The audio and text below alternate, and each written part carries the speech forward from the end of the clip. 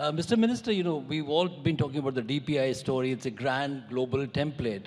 And we see DPI, being seen as a big ticket export, the defining export from the Indian context. So, that's a great story to tell. And one, where are we in that export? Where exactly is the trajectory going? And second, there's also a view that, export at the influencer level is fine. It's a great idea. But what about monetizing this as an opportunity from an export perspective? Already three countries are already using it. You are aware. France is using it, UAE is using it, and Singapore is using it. About 30 countries are already in the process of evaluation. So UPI is already exported. There is a lot of interest all across the world for getting UPI within the system. We have signed MOU with Japan, and actually Japan has granted a patent to UPI. Japan has actually granted a patent to UPI.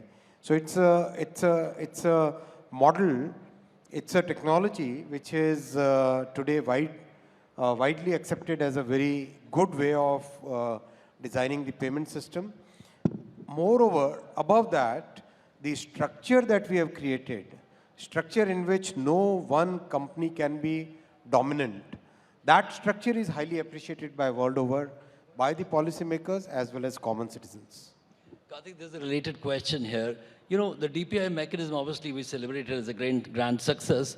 But back home, it's largely running in the government, fuel. It's being largely managed by the government, both as a cost center and also as an operational center. There's large talk of an ecosystem of entrepreneurship, being built around in the private sector. Is that a stated objective, or you want to continue, so to say, subsidizing DPI, penetration in this country domestically? See, if you look at the model, if you try to understand it, then you'll find out how finely that balance between private and public sector is.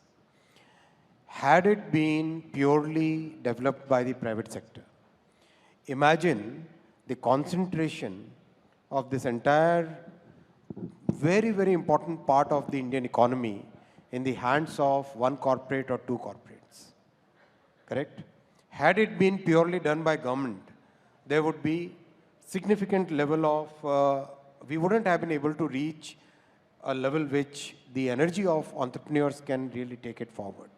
That's why the thought process of having a public-private partnership, where today more than 400 banks are already on the UPI, more than 35 million merchants are already on UPI, more than 400 million users are already on the UPI.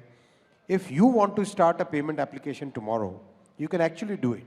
So what is the idea? The idea, thought process is, our Prime Minister is very clear that technology has to be democratized. Technology should be available to every common citizen, as much to you as to a person in the remote parts of Jharkhand, as much to a person in Mumbai, as to a person on the boards of Kerala. It has to be equally available to everybody. That is the thought process by which this entire system has been designed. It is working very well. The world is appreciating, because this flattens the difference between the haves and have-nots. This is a way of inclusive growth. One of the most important objectives of Prime Minister Modi ji's economic policy is inclusive growth. Program after program is designed for inclusive growth. Everything that we do is designed to have has inclusivity as an integral part of it.